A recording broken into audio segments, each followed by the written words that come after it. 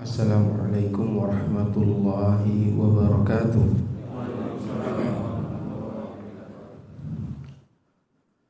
Alhamdulillahi rabbil alamin.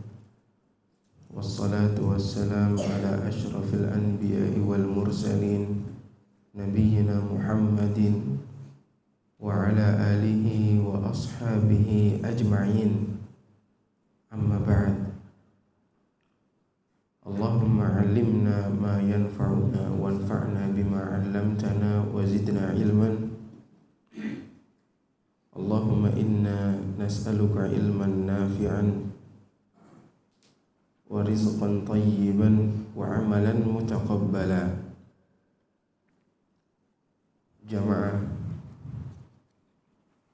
Masjid Nurul Amal yang semoga semuanya diberkahi dan dirahmati oleh Allah Subhanahu wa taala. Alhamdulillah, atas segala nikmat dari Allah kita bisa melanjutkan kajian kita membahas hadis-hadis Rasulullah sallallahu alaihi wasallam dari kitab Riyadhus Shalihin. Semoga Allah jadikan ilmu yang kita dengar menjadi ilmu yang bermanfaat, waktu yang kita luangkan waktu yang barakah insyaallah. Kita telah sampai di hadis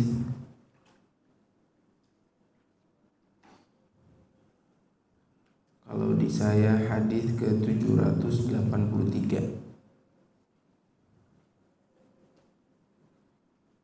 Hadis Abi Rimsah Ar-Rifa'i At-Tamimi. Betul Bapak-bapak? Kalau di Bapak 799. Terakhir hadis apa? Hadis Abi Juhaifah bukan?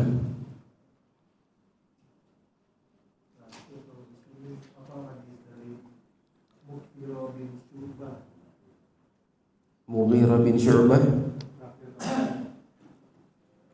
Sahih. Terakhir hadis Mughirah, bukan hadisnya Abi Juhaifah. Yakin?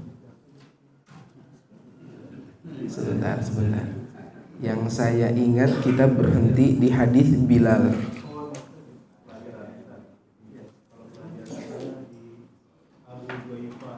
Iya benar.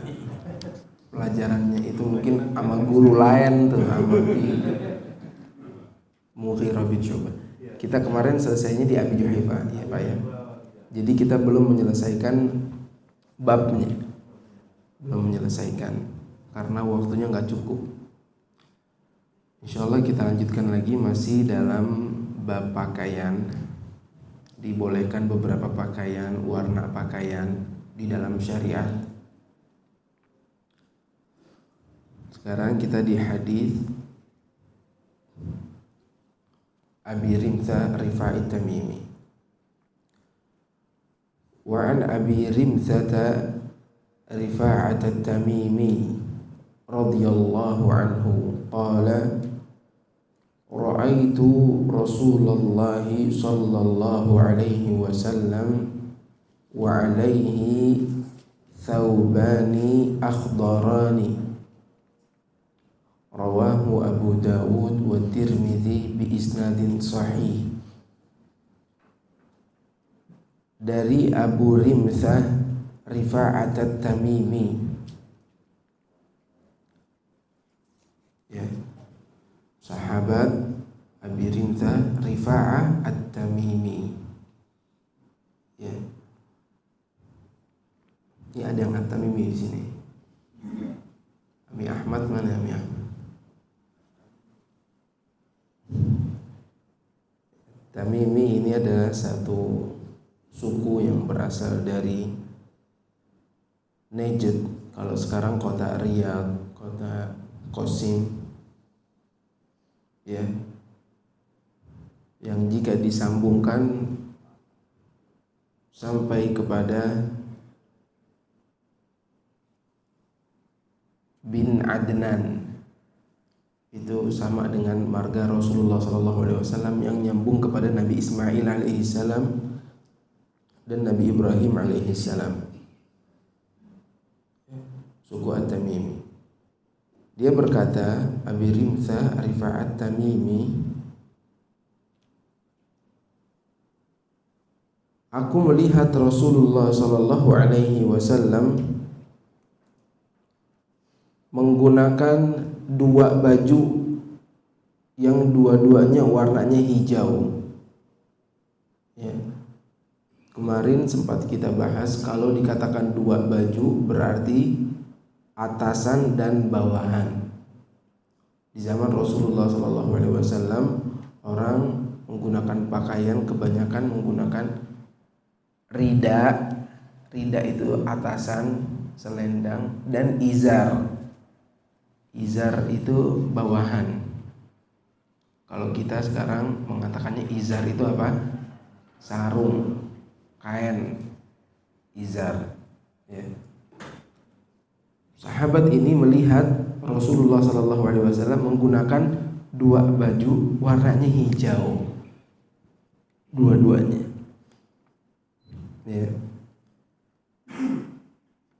Hadis ini berfaedah menunjukkan kepada kita bahwa bolehnya kita menggunakan baju berwarna hijau. Ya.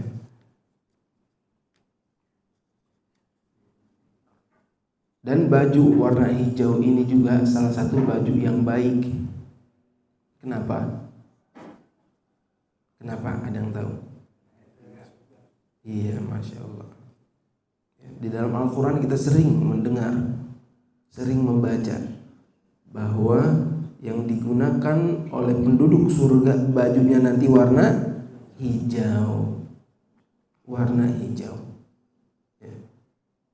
Salah satunya di dalam surat Al-Kahfi, Allah Subhanahu wa taala berfirman, "Wa yalbasuna thiyaban khudran min sundusin wa istabraq."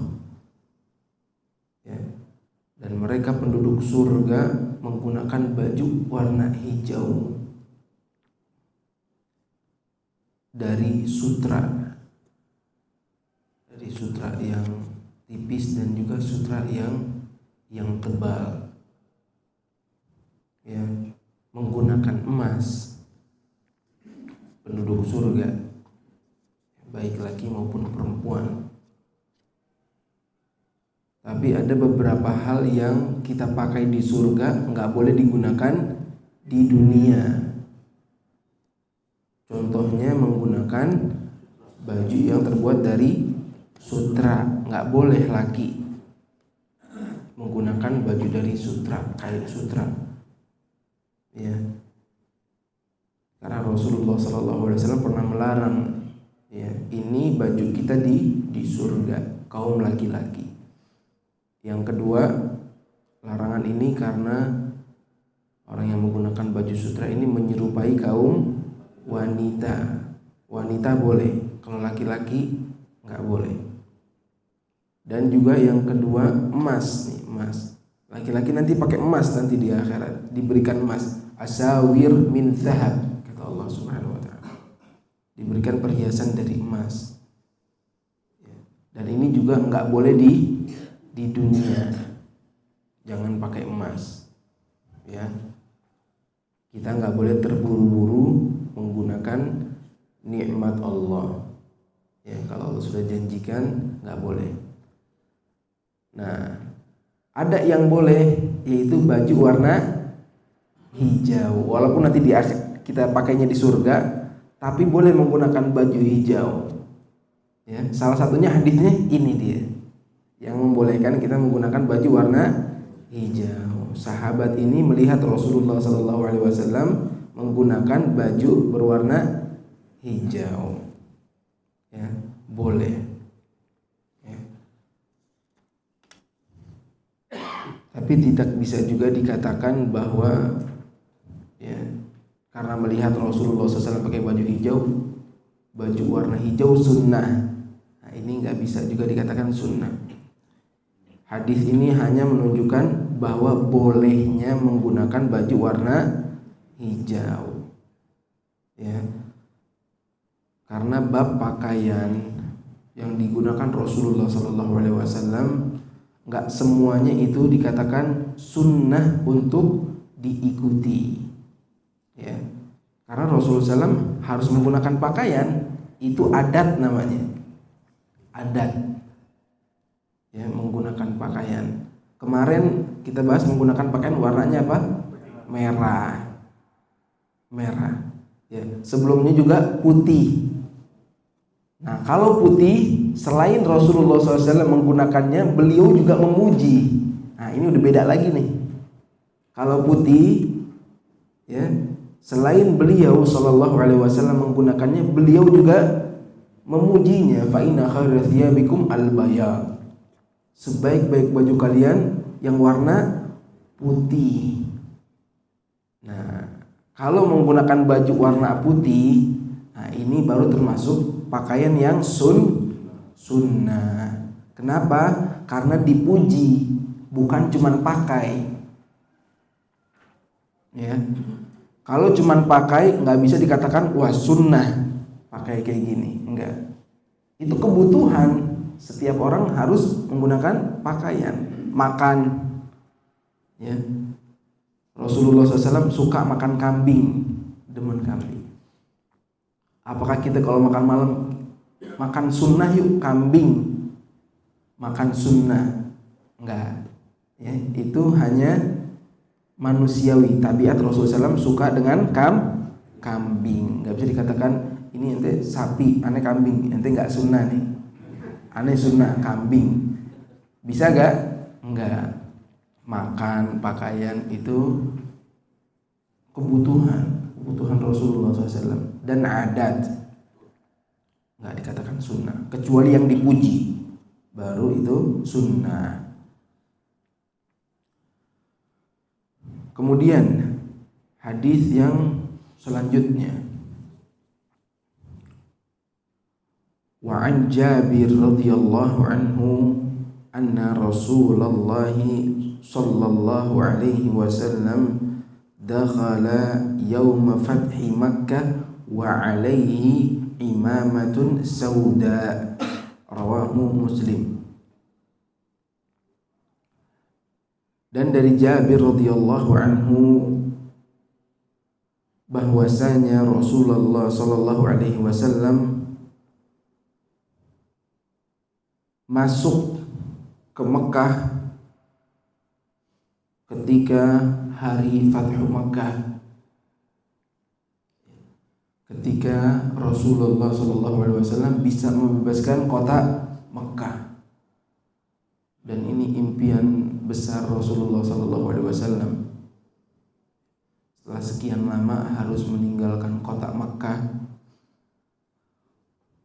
kota yang paling dicintai oleh Rasulullah SAW, kota yang paling dicintai oleh Allah Subhanahu wa taala, kota yang paling baik tanahnya yaitu Mekah, ya, yang ditinggalkan oleh Rasulullah SAW karena terpaksa harus meninggalkan Mekah.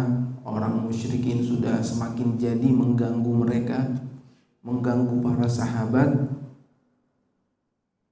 Nggak bisa mendirikan agama Islam di Mekah ini susah, nggak bisa mendirikan agama Islam, syariat Islam di Mekah susah oleh orang-orang musyrikin, harus hijrah. Sebagaimana yang dikatakan Rasulullah SAW, laulam ukhrijtu ma kharajtu. Kalau aku nggak terpaksa keluar, aku nggak akan keluar dari kota Mekah. Ini tanah kelahiranku, tanah terbaik, harus keluar.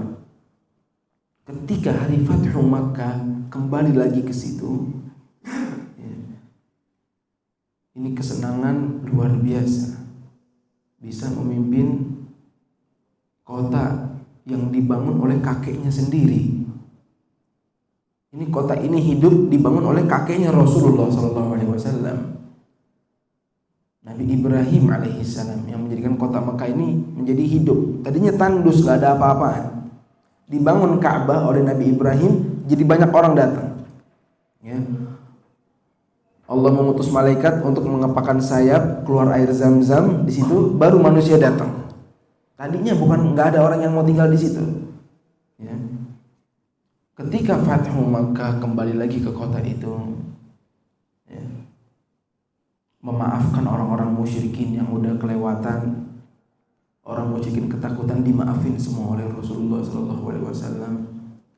Ya. Beliau masuk menggunakan imamah sauda, imamah hitam warnanya. Ya. Imamah warnanya hitam. Sebagian ulama mencari hikmah dari warna ini, bahwa mereka berkata sebagian bahwa warna hitam ini warna yang gak akan berubah. Maksudnya agama Islam, agama yang gak akan berubah. Rasulullah SAW memberikan isyarat kepada penduduk Makkah, ya. Sebagaimana dulu aku datang, kalian katakan aku orang gila, orang penyihir, ya, dukun. Kembali ke Mekah menggunakan imamah hitam, menguasai Mekah. Islam agama yang gak akan berubah. Dari awal aku dikatakan asing, sekarang aku yang menguasai Mekah, dan terus sampai hari kiamat akan benar agama ini. Itu salah satu hikmah para ulama mengatakan tentang imamah sauda, ya, imamah warna hitam. Nah, dari hadis ini faidahnya juga adalah bolehnya seseorang menggunakan imamah warna hitam. Boleh. Ya. Jadi secara keseluruhan menutup kepala bagi orang Arab itu adalah menjaga wibawa. Ya. Sampai sekarang orang Arab yang masih menutup kepala, walaupun sekarang bukan pakai imamah tuh orang Arab, yang turun itu namanya gutrah yang turun itu, yang kadang pakai eagle di sini, ya, atau kalau biasanya kalau ulama nggak pakai eagle biasanya. Coba lihat kalau guru-guru di Masjid Nabawi pakai eagle nggak? Rata-rata enggak. Ya, orang yang pakai eagle biasanya orang yang kerja di kantor biasanya. Ada sebagian ulama juga yang pakai, tapi rata-rata ulama nggak pakai eagle, langsung ditutup gutrah penutup kepala. Dan itu sampai sekarang masih wibawa untuk orang Arab dari zaman dahulu. Wibawa. Makanya salah satu hikmah seorang itu umroh harus buka kepala semuanya, ya. Karena ketika datang menjadi tamu Allah, nggak ada yang berwibawa di mata Allah, nggak ada. Semuanya sama, nggak ada yang bisa menjaga wibawa. Ketika ingin mengharapkan ampunan Allah, haji, umroh, semuanya harus buka kepalanya, semuanya, ya. Semuanya sama, hina di mata Allah. Semua datang mengharapkan diampuni dosanya oleh Allah Subhanahu wa taala. Sama. Yang laki apalagi? Punya duit miliaran, bajunya apa? 2 helai kain. Enggak boleh lebih, atasan bawahan. Enggak boleh pakai penutup kepala. Ya. Orang kaya yang biasanya wangi, enggak boleh pakai minyak wangi. Sama semua sama yang lain. Yang datang yang gak punya minyak wangi, yang gak punya penutup kepala, sama datang. Ini hikmah besar, aturan Allah. Kalau mau datang ke rumah Allah yang paling besar, yang paling mulia, ikutin aturan Allah. Semuanya sama, gak bisa dibedain. Ini pejabat pakai ini, gak ada, sama semuanya, ya. Ini hikmah besar. Penutup kepala bagi orang Arab ini wibawa sampai sekarang. Ya, dan itu adat, ya. Dan dikatakan oleh para ulama menjadi sunnah menutup kepala. Kenapa? Karena Rasulullah SAW hampir setiap sholat itu pasti menggunakan penutup kepala, ya. Mau pakai caranya beda-beda, ada yang imamah, ada yang gutrah, Yang penting ditutup kepalanya, itu sunnah. Ya. Ada yang mengatakan Rasulullah SAW pernah sholat nggak pakai imamah penutup kepala. Betul, pernah. Itu lagi haji. Ya, nggak mungkin pakai penutup kepala haji. Ya, jadi salah orang yang mengambil istidlal dalil bahwa Rasulullah SAW pernah sholat nggak pakai penutup kepala. Itu lagi haji hadisnya. Ya. Semuanya Rasulullah SAW sholat menggunakan penutup kepala. Ada satu hadis Rasulullah SAW pernah sholat tidak pakai menutup kepala dan hadisnya dilemahkan oleh banyak ulama. Jadi kebanyakan semua sholat Rasulullah menggunakan penutup kepala. Hukumnya berarti sholat menggunakan penutup kepala hukumnya sunnah. Hukumnya sunnah. Ini pendapat yang kuat. Hukumnya sunnah. Walaupun adat tapi ini termasuk adab. Dan ini juga udah jadi adat Indonesia kan? Sholat ke penutup kepala bukan cuma Arab, Indonesia juga sudah mengambil adab baik ini dan termasuk sopan santun. Ya. Bukan orang yang pakai peci nih ikutin Arab nih, enggak, tapi sudah menjadi adat Islami. Adat Islami. Ya. Nah, jadi sunnah hukumnya menutup kepala. Apakah harus imamah? Ya, orang datang sholat pakai imamah besok kemari habis belajar. Kenapa? Nabi pakai imamah. Tunggu dulu. Yang disepakati sunnah itu apa? Menutup kepala. Caranya mau pakai gutrah, mau pakai peci, nah itu kembali kepada adat, kembali kepada adat. Ya. Ya, jangan sampai kita pakai imamah sekampung ngeliatin. Ini saya lagi aneh di kampung. Mau kemana? Ini juga nggak baik dalam syariat Islam. Kalau sekali-sekali Id misalnya, orang tahu nih Id, orang-orang dandannya macem-macem udah pakai. Tapi biasa sampai bingung semuanya. Ini juga bisa masuk ke dalam larangan, yaitu baju syuhrah. Beda sendiri dibanding orang-orang pakai biasa. Ini dia sendirian beda. Jadi pandangan manusia ke dia semua. Ini nggak boleh. Kita menggunakan baju, ya. Semua nggak ada yang pakai di kampung itu nih, di tempat itu. Kayak kita di kota kita nih jarang pakai itu, hampir nggak ada, dia pakai sendirian. Ya. Itu khawatir masuk ke dalam libasu asyuhra. Ya.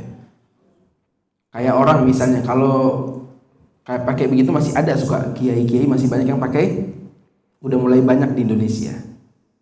Yang pakai gutra, yang pakai sorban kalau sekarang. Aneh kalau pakai sorban di Indonesia?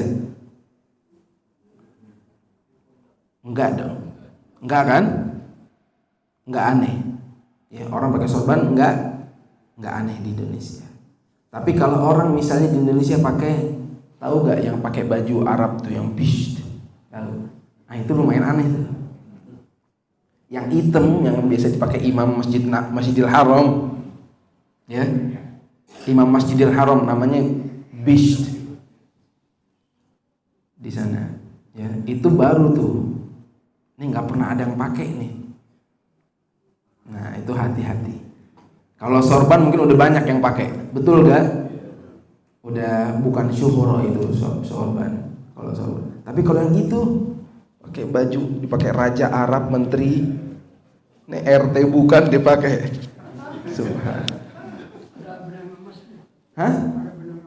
Iya ada emas-emasnya. Wah, orang kampung kan nggak tahu, kaya nih. Itu dihindarin. Kalau bisa, kecuali di hari-hari tertentu orang-orang tahu ini memang hari raya, ya silahkan. Kalau bisa dihindarin, ya. Jadi jangan sampai kita memiliki tujuan menggunakan satu baju agar manusia ngelihat ke kita, memalingkan pandangan manusia kita, itu nggak boleh. Ya. Dan juga kemudian faidah yang selanjutnya dari hadis ini, jangan juga mengkhususkan warna hitam. Ya. Warna hitam di acara-acara tertentu itu nggak boleh. Ini hanya boleh menggunakan warna hitam. Sebagian ulama hanya mengambil hikmah tadi, bukan mengkhususkan. Kalau ada apa-apa berantem hitam, Nabi datang ke Mekah warna hitam, bukan. Nggak bisa diambil dalil dari situ, nggak bisa. Ya. Nggak bisa. Jangan mengkhususkan warna hitam. Ya, kalau sekarang banyak sebagian orang yang menggunakan, yang kalau mau melawat harus hitam, ente putih kan melawat, suka kok warnanya nggak hitam. Ya. Harusnya balikin, siapa yang ingin warna hitam melawat? Nggak ada perintahnya. Bahkan kalau kita mau khususkan, ini jadi bid'ah baru. Ya. Jadi perkara yang baru, khusus kalau ada melawat warna hitam, ya, nggak boleh kita mengkhususkan, nggak boleh. Ya. Warnanya bebas. Nah, ini hanya membolehkan saja. Kemudian selanjutnya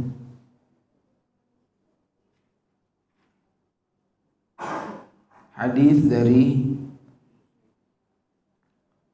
Abi Sa'id, wa an Abi Sa'id Amr ibn Huraith radhiyallahu anhu qala ka'anni anzuru ila Rasulillah sallallahu alaihi wasallam imamatun sauda qad arkha tarafaha baina katifaihi. Sahabat Abu Sa'id Amr ibn Huraith berkata, aku melihat Rasulullah SAW dan di atas kepalanya ada imamah warna hitam, dan imamahnya ini ujungnya ya menjulur ke antara dua bahu beliau sallallahu alaihi wasallam. Ini dalam riwayat lain, wa fi riwayatin lahu anna Rasulullah sallallahu alaihi wasallam khataban nas wa alaihi imamatun sauda. Dalam riwayat lain, ya, sahabat ini melihat Rasulullah SAW menggunakan imamah warna hitam sedang berkhutbah pakai imamah warna hitam. Faidah dari hadis ini bahwa boleh seseorang menggunakan imamah warna hitam ketika khutbah. Baik sholat juga boleh, khutbah juga boleh. Ya. Ya. Ini sebagian ada mengatakan khutbahnya khutbah Id, ini khutbah Id. Ya. Ya.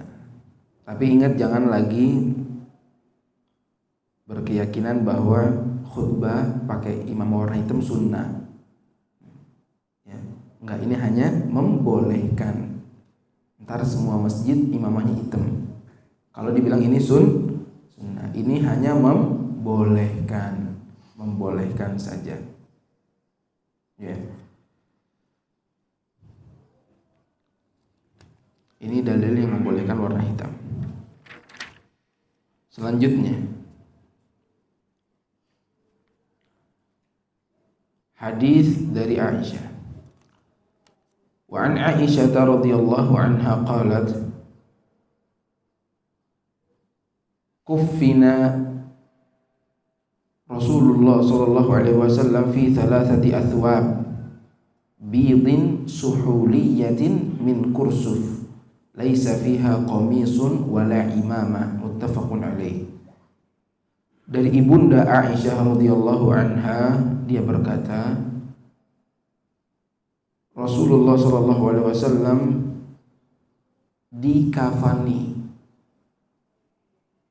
dikafankan dengan 3 lapis kain warna putih, suhuliyah atau sahuliyah. Sahul ini adalah nama sebuah desa di Yaman. Jadi kainnya ini kain desa Yaman.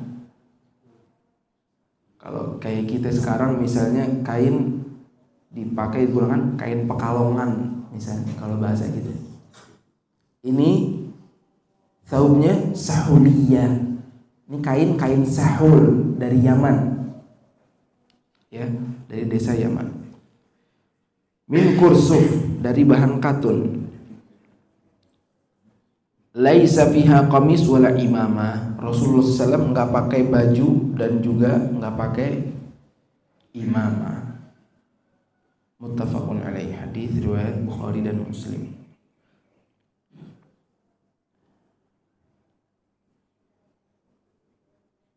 Di sini Aisyah radhiyallahu anha mensifati kafan. Orang dikafanin, ya. Bagi laki-laki itu dikafanin berapa lapis? 3 lapis. Bagi perempuan 5 lapis pakaiannya. Dan Rasulullah SAW dikafanin dengan kain warna putih. Sebagaimana beliau juga memerintahkan menggunakan kain warna putih. Tapi apakah hukumnya wajib? Enggak, hukumnya enggak wajib. Ini hukumnya sunnah. Seseorang dikafani dengan kain kafan warna putih. Kalau enggak ada kain kafan warna putih, menggunakan kain lain boleh enggak? Boleh. Yang penting minimal dari kain kafan, kalau kita memiliki keterbatasan, tutup auratnya. Kalau nggak bisa dibungkus semuanya, ditutupin semua, minimal tutup auratnya. Ya. Ini perintah Rasulullah SAW. Salah satunya kepada sahabat Mus'ab bin Umair, sahabat yang dulunya kaya raya, yang terkenal kalau lewat ya orangnya udah nggak ada, wanginya masih ada. Itu orang kaya, berarti orang dulu. Ya. Menggunakan sendalnya aja, sendal yang dari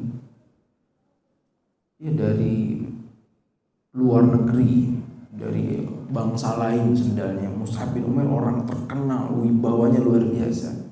Tapi ketika mengenal Islam, berjihad di jalan Allah, sahabat yang pertama pergi ke Madinah ini Mus'ab bin Umair sebelum Rasulullah SAW. Ya. Makanya kita dapati kenapa orang-orang Madinah belum datang Nabi udah pada jadi muslimin dan menyambut Nabi. Siapa yang dakwahin? Mus'ab bin Umair. Mus'ab diutus dulu, sehingga ketika datang udah jadi kaum Ansor, udah siap menerima Rasulullah SAW. Perang, ya. Perang Badar, perang Uhud, syahid, meninggal di perang Uhud. Orang kaya raya, ketika meninggal kain kafannya nggak cukup nutupin badannya. Ya, subhanallah. Ditutup kepalanya, kakinya kelihatan. Tutup kakinya, kepalanya kelihatan. Ini hijrah benar-benar karena Allah Subhanahu wa ta'ala. Ditinggalin semua. Ya. Perjuangannya jauh daripada kita. Ujian orang-orang soleh jauh di atas kita, jauh sekali. Ya. Makanya mereka pantas mendapatkan ridho Allah, muhajirin dan ansor. Ya. Ini salah satunya. Sahabat Mus'ab bin Umair. Minimal kalau kita mengkafani orang, tutup auratnya. Kalau nggak bisa semuanya, ya. Kemudian di dalam hadis ini juga faidah ketawaduan Rasulullah Shallallahu Alaihi Wasallam. Beliau enggak minta dikafani dengan kain-kain tertentu, enggak.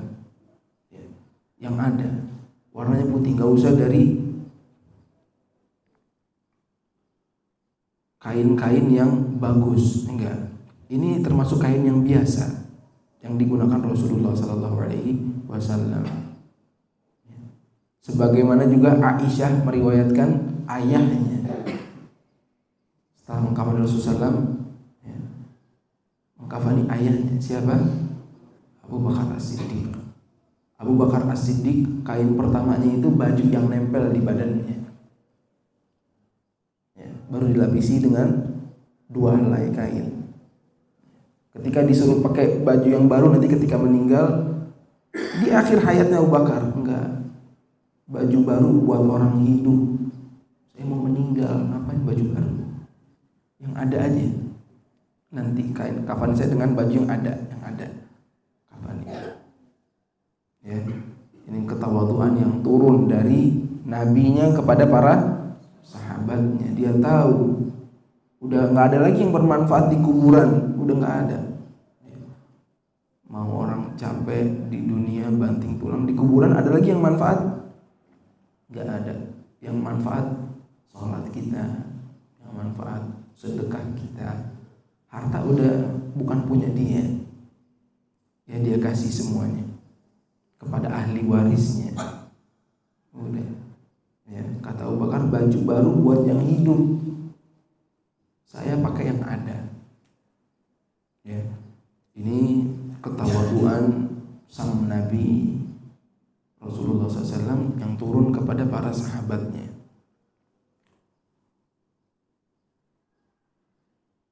Kemudian dikatakan dalam hadis ini juga Rasulullah SAW nggak pakai penutup kepala, imamah dan juga kamis, enggak. Ya udah dibungkus, ditutupi dengan kain kafan. Berarti asalnya ini secara zahir kalau dibaca dari hadis ini, orang kalau dikafanin itu ditutup semuanya, ditutup semuanya. Yang wajahnya juga ditutup, wajahnya juga ditutup semua. Ya. Ini asalnya. Dan ketika dikuburkan juga nggak ada hadis wajahnya harus dibuka, nggak harus. Ya. Nggak harus orang kalau dikubur wajahnya harus dibuka. Nggak sunnah juga, nggak sunnah juga. Ya, jadi silahkan letakkan. Ya, kalau kata Syekh Muhammad Ibn Shalih Al-Utsaimin boleh. Dalam perkara ini perkaranya luas. Yang mau buka-buka, yang mau tutup tutup. Ini kata Syekh Muhammad bin Shalih Al-Utsaimin. Ya, tapi asalnya ketutup. Sebagian ulama mengatakan nggak perlu dibuka. Kenapa? Karena nggak ada tuntunannya. Ketika masuk Rasulullah SAW, sahabat, ada gak hadis dibuka wajah sahabatnya kemudian dikuburkan? Ada gak? Gak ada. Ya, maksud saya jangan sampai orang berkeyakinan ini wajib sampai berdebat di kuburan karena ini. Ya, ini nggak pantas berdebat di kuburan, nggak pantas. Orang lagi ngubur berdebat. Ya. Biasanya kalau ngubur tuh jurunya satu, tunjuk. Siapa? Ustadznya satu, yang dituakan siapa nih? Yang satu. Jangan berdebat, nggak baik. Ya, ini orang udah meninggal dunia, udah dikuburkan, dikembalikan ke tanah. Ya. Dan ajaran Rasulullah SAW sebenarnya tidak terlalu banyak mengenai tata cara mengubur.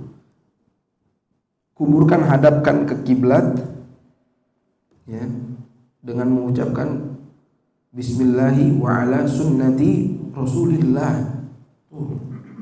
Ya, udah kuburkan. Setelah itu doakan. Ya, doakan. Ya. Dari zahir hadis ini, orang itu dikafanin semuanya ditutup. Ya. Nggak ada keharusan membuka wajahnya di kuburannya. Diikat ininya, kalau nggak dibuka, nah ini baru lagi. Kan kalau didiemin keterusan tuh. Jadi harus ditanya, kalau urusan perkara gaib, ini gaib kan? Kalau nggak dibuka ntar begini begitu, ntar di penasaran. Ini gaib, urusan gaib yang tahu cuman Allah dan Rasulnya. Dari siapa nih gaibnya? Tanya, siapa diurutin sampai mana? Sampai Nabi gak? Kalau nggak sampai Nabi, ini orang ngarang berarti. Yang tahu urusan gaib Rasulullah SAW. Tahu dari mana ini?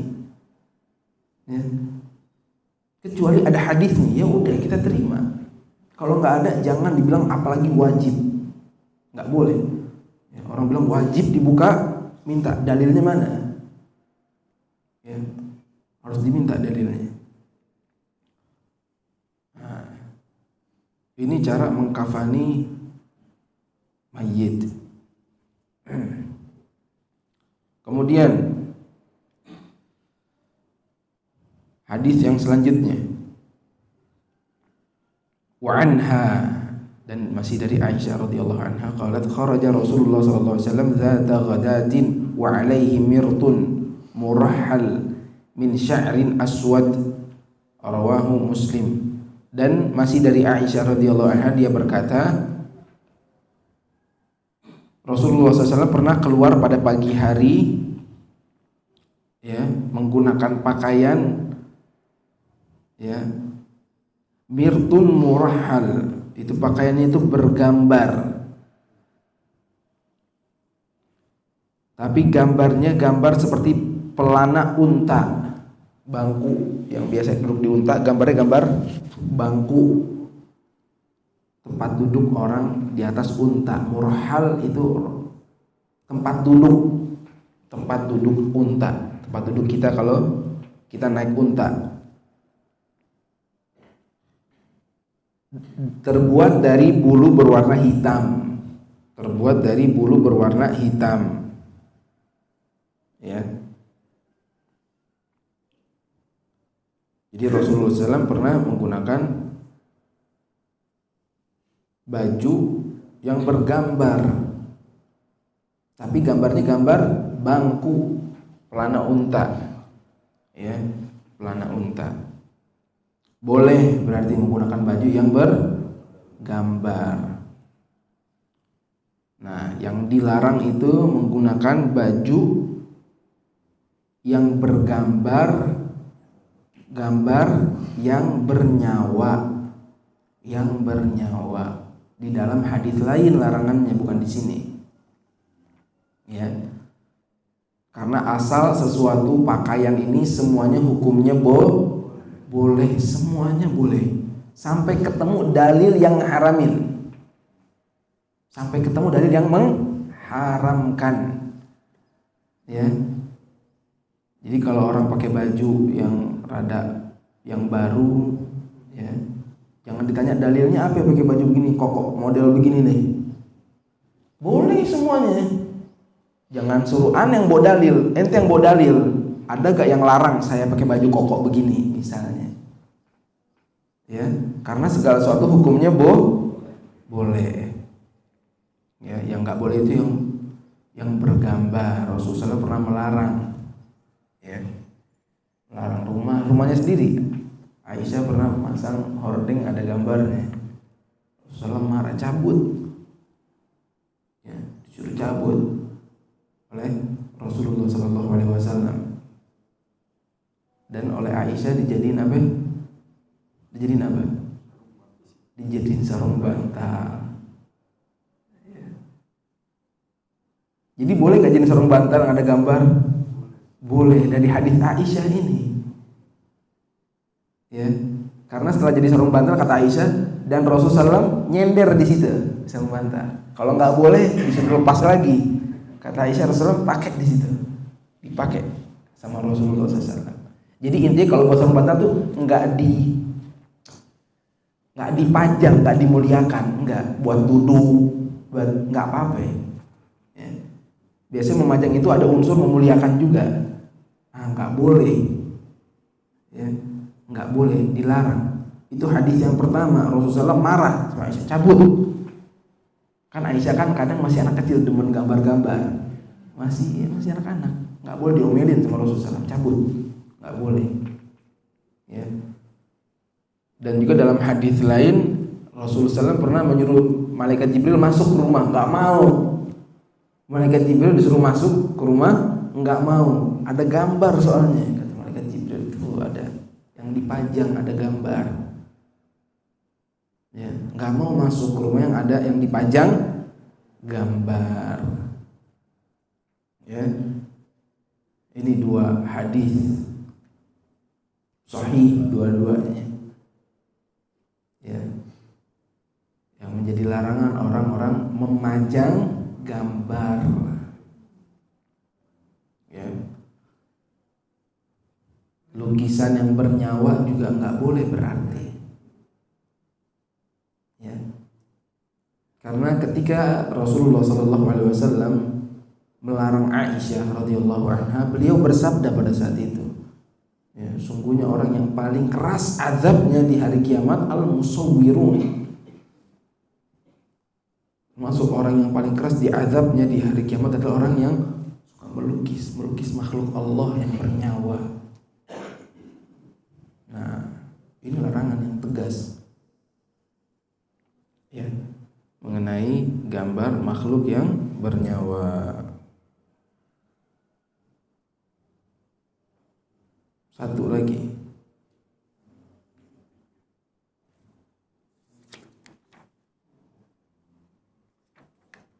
terakhir ya. Ini kan udah masuk waktu syuruk waktunya, tapi kan harus nunggu dulu, betul gak? Nah, nggak buru-buru kan? Iya, kita nunggu dulu biar boleh sholat itu, tunggu 11 menit 12 menit baru boleh sholat. Satu hadis lagi, hadis yang terakhir dalam bab ini baru hadisnya Mughirah. Hadis Mughirah bin Syu'bah radhiyallahu anhu qala, dia berkata, kuntu ma'a Rasulillah sallallahu alaihi wasallam, aku dulu pernah safar jalan bersama Rasulullah SAW, dzata laila, malam-malam, fi masirin, dalam sebuah perjalanan. Faqala li, kemudian Nabi Muhammad SAW berkata kepadaku, amaka ma, apakah kamu punya air?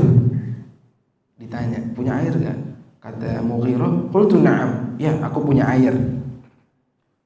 Fanazala an rahilatihi famasha hatta tawara fi sawadil laili thumma jaa fi sawadil laili thumma jaa fa afraghtu alaihi minal idawa. Kemudian setelah ambil air, Rasulullah SAW jalan jauh ya, sampai nggak kelihatan ya, yaitu ingin buang hajat. Kemudian setelah itu selesai, datang, kata Mughirah, aku nawarin air lagi dari bencana, menuangkan air lagi ke Rasulullah SAW. Ya, menuangkan air ke Rasulullah SAW. Setelah mencuci tangannya, faqasala wajhahu. Kemudian Rasulullah SAW membasuh wajahnya. Ya, membasuh wajahnya. Wa alaihi jubbatun min suf, dan Rasulullah SAW sedang menggunakan jubah. Kalau sekarang kita kayak gini, jubah itu jubah, dalam riwayat jubahnya jubah Syami ya, jubah orang-orang Syam ya. Falam yastati an yukhrija dhira'aihi minha hatta akhrajahuma min asfalil jubbah. Tapi Rasulullah SAW menggunakan jubah nih, jadi luaran gamis yang kayak tadi bis, yang kayak orang Arab ya, yang warna ada emasnya, hitam emas. Nah, ini Rasulullah pakai kayak begitu, tapi yang dari Syam. Nah, ujungnya buat tangannya itu sempit ya, cuman bisa, terkadang tuh orang Arab satu nggak ada tangannya, bis itu satu doang yang keluar tangan, yang satu nggak keluar. Ya, Rasulullah SAW menggunakan baju itu, ujung tangannya sempit, nggak bisa keluar tangannya. Nah mungkin sampai sidong nih, begini nih, sempit. Ditarik begini nggak bisa. Ya, karena Rasulullah SAW keluarin semua tangannya dari bawah jubahnya buat mau basuh tangannya biar bisa kegulung semua, biar bisa dibasuh semuanya untuk berwudu. Ya, karena sempit tangannya. Faghasala dira'aihi, membasuh kedua tangannya, kemudian mengusap kepalanya, lihat. Wa masaha bi ra'sihi, ya, mengusap kepalanya, ya. Di dalam riwayat lain Rasulullah SAW pernah mengusap kepala, beliau pakai imamah. Pakai imamah. Imamahnya diangkat begini, ini pakai imamah, diangkat begini imamahnya. Imamah kan digulung-gulung nih. Ya, susah kalau udah dibuka pasang lagi susah. Rasulullah SAW pernah berwudu mengusap kepalanya cuman bagian depan, tapi dilanjutin ke imamahnya. Perhatikan, ya. Jadi Rasulullah SAW pernah wudu memang mengusap depannya doang ketika pakai imamah, tapi dilanjutin ke belakang. Imamahnya juga diusap. Imamahnya juga diusap. Ya. Nah dari sini banyak faidah dari hadis ini. Yang pertama bahwa mengusap kepala itu semuanya. Kalau cuma sah sedikit, Rasulullah SAW nggak perlu ngusap imamahnya, udah idenya aja.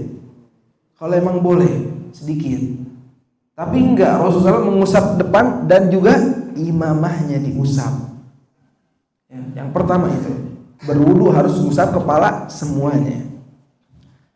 Yang kedua, faidahnya boleh bagi wanita kalau di tempat umum nggak gampang buka kepala, terlihat auratnya, dia boleh ngusap kepalanya, wudunya. Nggak perlu buka jilbab, ya, nggak perlu buka jilbab. Kita kasih tahu keluarga kita, ya. Kadang perempuan dia di sini di Indonesia ya, mau sholat pakai mukena, tapi pas wudu ketemu dari dalam udah gulung ini, kaki dibuka, jilbab dibuka, aurat kan, nggak boleh, ya. Itu adat yang kurang baik, harus dikasih tahu, ya. Dan syariat Islam juga ada keringanan ini, yaitu mengusap jilbab. Boleh dari hadis ini, mengusap jilbab, nggak mesti membuka. Kenapa Rasulullah SAW mengusap imamahnya? Kenapa? Karena imamah kalau habis pasang dibuka susah lagi pasangnya. Lihat mudahnya Islam, lihat agama Islam nggak bikin sulit, lihat. Kalau gutrah pasangnya cuma begini doang, sorban cuma begini, ya, bisa lepas. Kalau imamah digulung-gulung imamah, lepasnya susah, pasang lagi. Jadi Rasulullah cuma begini doang. Tapi diusap semua. Banyak faidah dari hadis ini. Salah satunya mudahnya Islam. Nah, Rasulullah SAW mengusap kepala, kemudian terakhir Mughirah turun mau bukain sepatu Nabi, khufnya mau dibukain biar membasuh kakinya. Kata Rasulullah SAW, "Da'huma fa inni adkhaltuhuma tahiratain." Jangan dibuka. Aku memakai khufku dalam keadaan aku suci, ya. Jadi kalau orang memakai khuf dalam keadaan suci, maksudnya berwudu kemudian pakai khuf. Kalau kita sekarang kaos kaki,